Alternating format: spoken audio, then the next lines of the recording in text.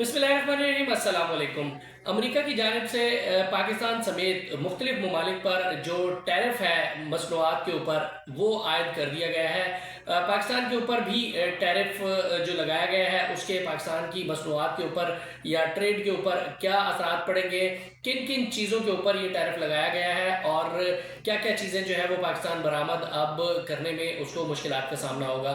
इसके अलावा पाकिस्तानी जो मसनूआत हैं उसकी कंपटीशन किन किन ममालिक के साथ बढ़ जाएगा और साथ साथ अमेरिका के वज़ीर ख़जाना का क्या रद्द-ए-अमल इसके ऊपर आया है, IMF का क्या रद्द-ए-अमल आया है और अमेरिकी जो मार्केट है वो किस तरीके से रिएक्ट कर रही है, उसके अंदर एक भौचाल सा क्रिएट हो गया है। ये तमाम तर तफसीलात आज की वीडियो के अंदर मैं आपको बताऊंगा, आपके साथ शेयर करूंगा। सबसे पहले बात कर लेते हैं अमेरिकी सदर डोनाल्ड ट्रंप की जानिब से जो मुख्तलिफ ममालिक के ऊपर टैरिफ का ऐलान किया गया है। उसके अंदर मुख्तलिफ जो रेशोज़ हैं उनकी मुख्तलिफ ममालिक के लिए वो बताई गई हैं। पहले बात कर लेते हैं टैरिफ की। टैरिफ होता क्या है? देखिए, मुख्तलिफ जो ममालिक होते हैं, हर मुल्क एक दूसरे के साथ तिजारत करता है और कुछ अपनी मसनूआत जो है वो दूसरे ममालिक में भेजता है और कुछ उनकी ममालिक में पैदा होने वाली मसनूआत अपने ममालिक के लिए, अपने शहरियों के लिए मंगवाता है। क्योंकि दुनिया में कोई भी ऐसा मुल्क नहीं है जो हर मसनूआत इंडिजिनसली बना सके, यानी अपने मुल्क में पैदावार कर सके उसकी। तो कुछ जो मसनूआत वो बनाता है वो दूसरे ममालिक को भेज देता है और जो वो बनाते हैं वो अपने ममालिक में मंगवा लेता है। तो जो टैरिफ होता है वो उसके अंदर कस्टम और रेगुलेटरी ड्यूटी होती है, यानी टैक्स होता है।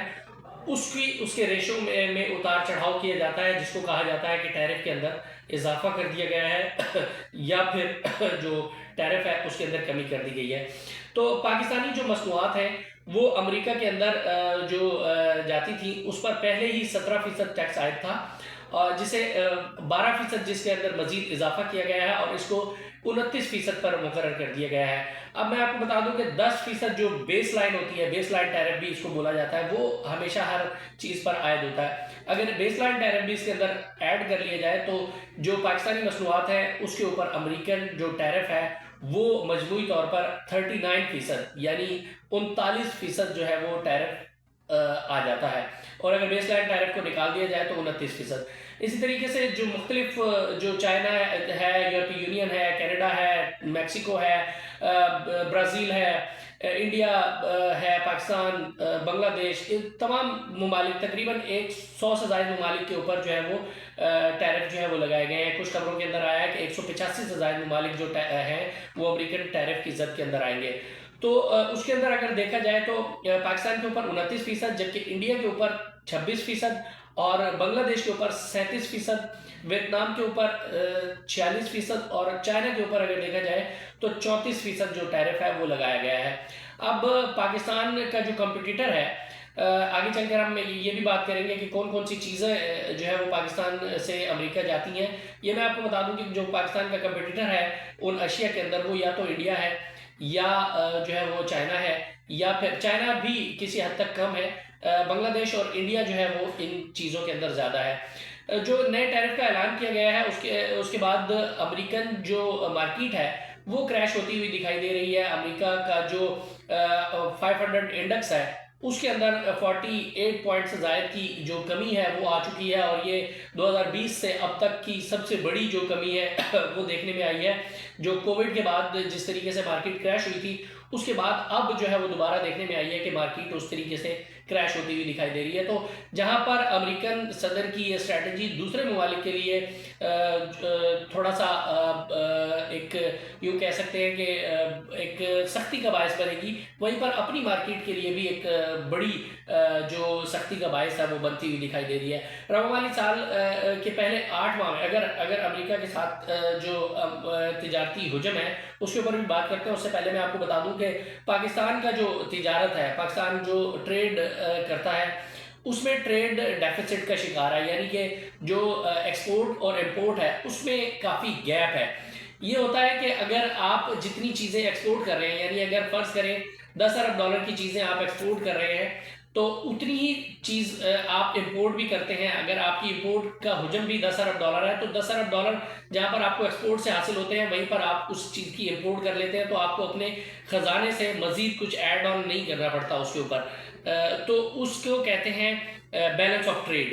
اور اگر آپ کی جو امپورٹ ہے وہ زیادہ ہے اور اگر ایکسپورٹ جو ہے وہ آپ کی کم ہے تو اس میں آپ کو بہت سارے پیسے امپورٹ کے اندر اضافی خرچ کرنے پڑتے ہیں، جس کی وجہ سے اس کو خسارہ بولا جاتا ہے. تو پاکستان کی جو ٹریڈ ہے وہ ڈیفیسٹ کا شکار ہے، یعنی خسارے کا شکار ہے. 22 ارب ڈالر کی برآمدات ہیں، یعنی برآمدات ایکسپورٹس کو بولتے ہیں. 8 رواں مالی سال کے 8 ماہ کا جو ڈیٹا ہے وہ میں آپ کے ساتھ شیئر کر رہا ہوں.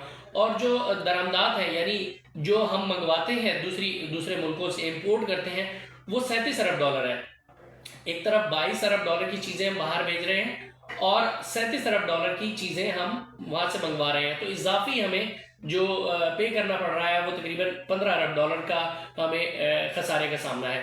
امریکہ کے ساتھ اگر تجارت کی بات کر لی جائے تو پاکستان جو ہے وہ امریکہ کے ساتھ سب سے بڑا تجارتی پارٹنر ہے. یعنی کہ پاکستان کی جتنی بھی تجارت ہو رہی ہے اس کے اندر اگر سارے ملکوں کو کمپیریزن کیا جائے تو اکیلا امریکہ جو ہے وہ سب سے بڑا تجارتی پارٹنر ہے پاکستان کی مصنوعات کا.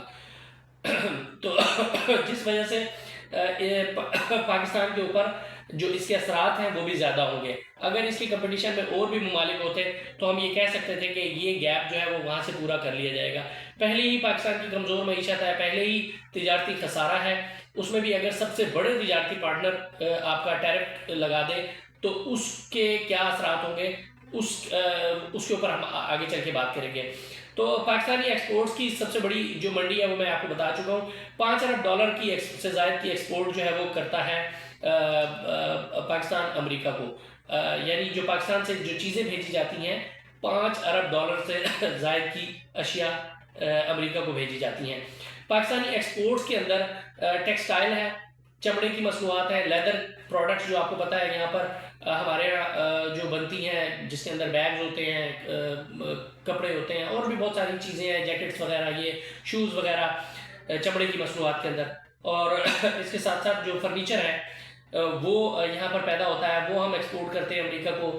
پلاسٹک کا جو ساز و سامان ہے وہ ایکسپورٹ کرتے ہیں. سلفر ہے، نمک ہے، نمک کی سب سے بڑی کانیں ہیں پاکستان کے اندر، وہ ایکسپورٹ کیا جاتا ہے.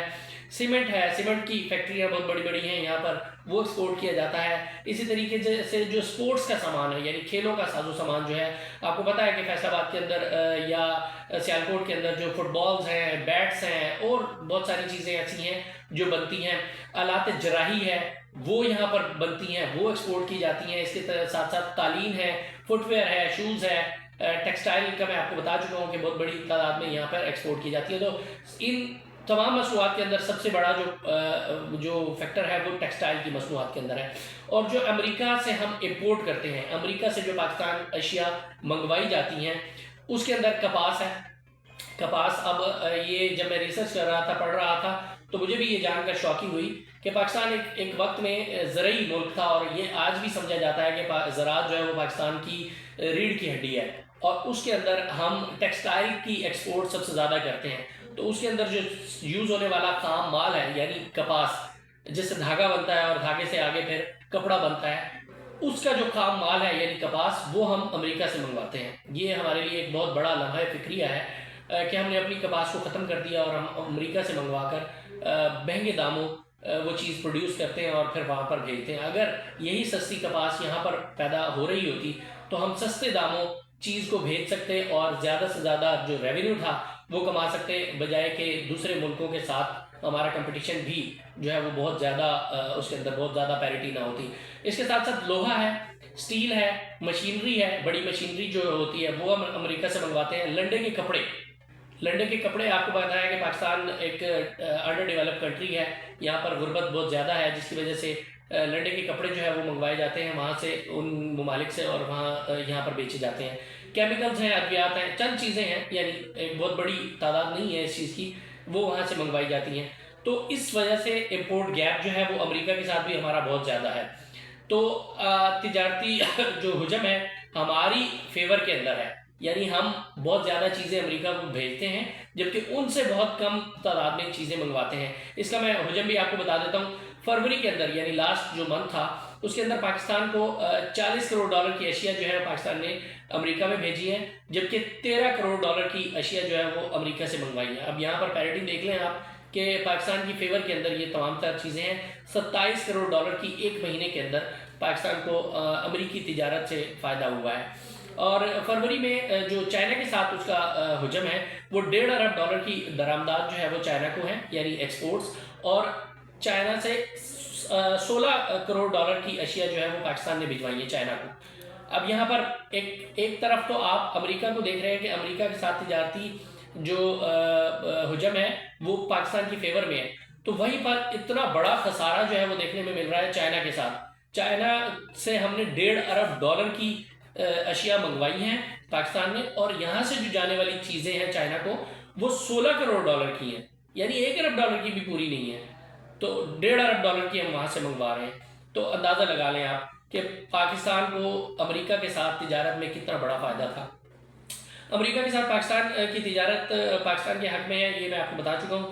اگر یہاں پر ٹیرف لگتا ہے تو ہماری جو مصنوعات ہیں اس کی جو ایکسپورٹس ہے اس کے اوپر بہت زیادہ دباؤ آئے گا۔ اب پاکستان کر کیا سکتا ہے، پاکستان کے اوپر مزید کیا اثرات ہوں گے، اس کے اوپر بھی میں گریجولی بات کرتا ہوں۔ پہلے بات کر لیتے ہیں پاکستان کے اوپر اثرات کیا پڑیں گے۔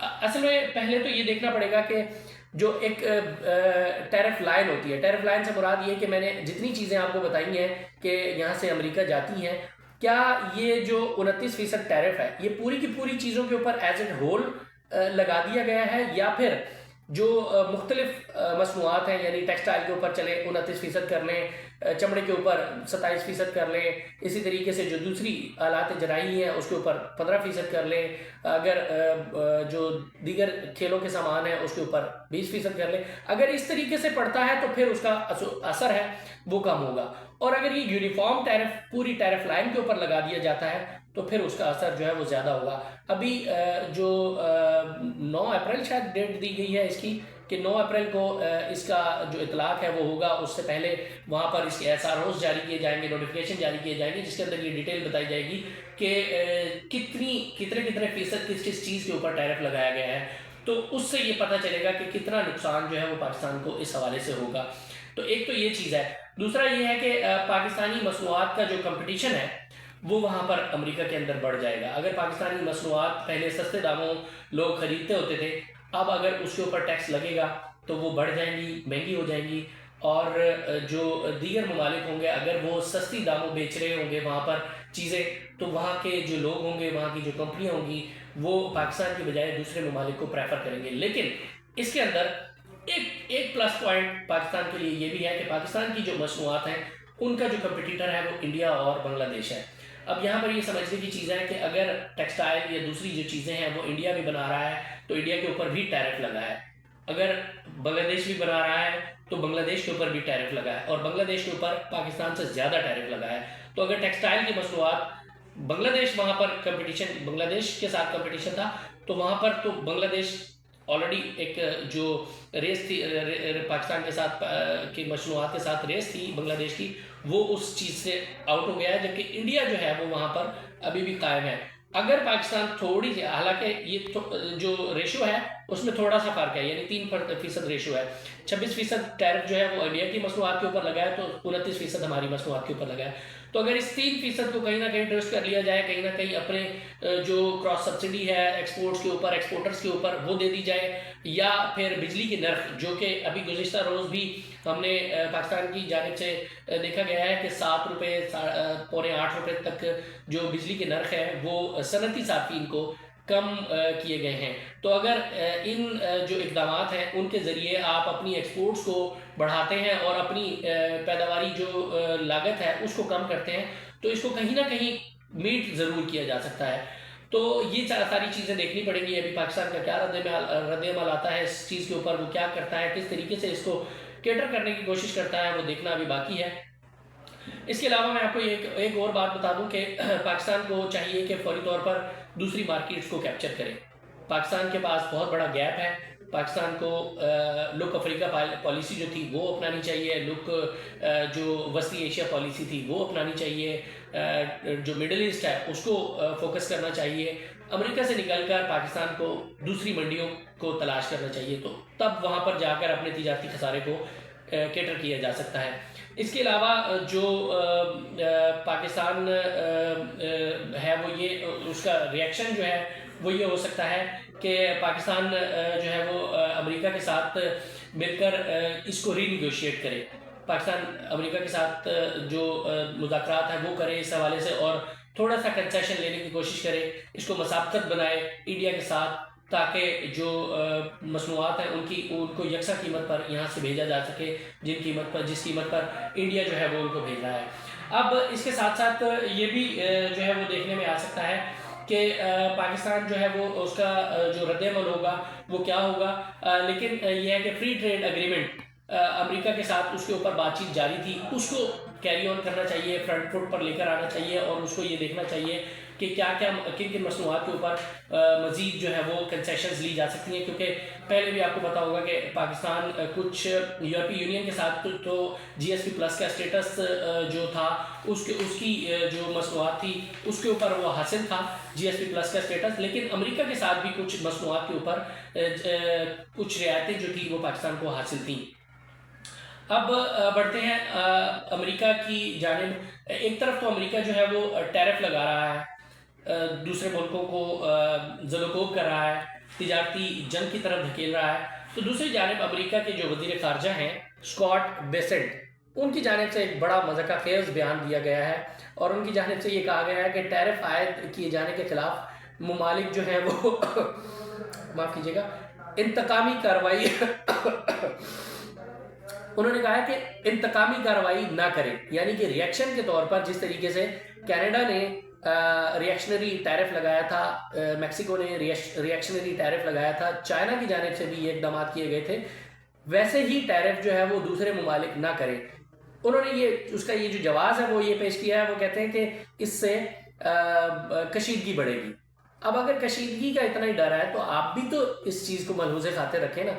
اب جب آپ نے اپنے حصے کی چڑھ مار دی ہے دوسروں کو، تو پھر دوسرے کی باری کا بھی انتظار کر کے رکھیں کہ دوسرے کس طریقے سے اس کے اوپر ریئیکٹ کرتے ہیں۔ لیکن پاکستان کے اگر بات کی جائے تو پاکستان شاید اس اسٹیج کے اوپر نہ ہو کہ وہ اضافی ٹیرف جو ہے وہ یکساں ٹیرف امریکی مصنوعات کے اوپر بھی لگا سکے، کیونکہ آپ کو میں نے بتا دیا ہے کہ پاکستان ایک بہت بڑے لیول پر $5 ارب سے زائد کی تجارت یہاں سے کرتا ہے، بڑے لیول پہ یہاں سے چیزیں بیچتا ہے، لیکن بدلے میں جو چیزیں یہاں پر آتی ہیں وہ بہت بہت چھوٹا اس کا حجم ہے۔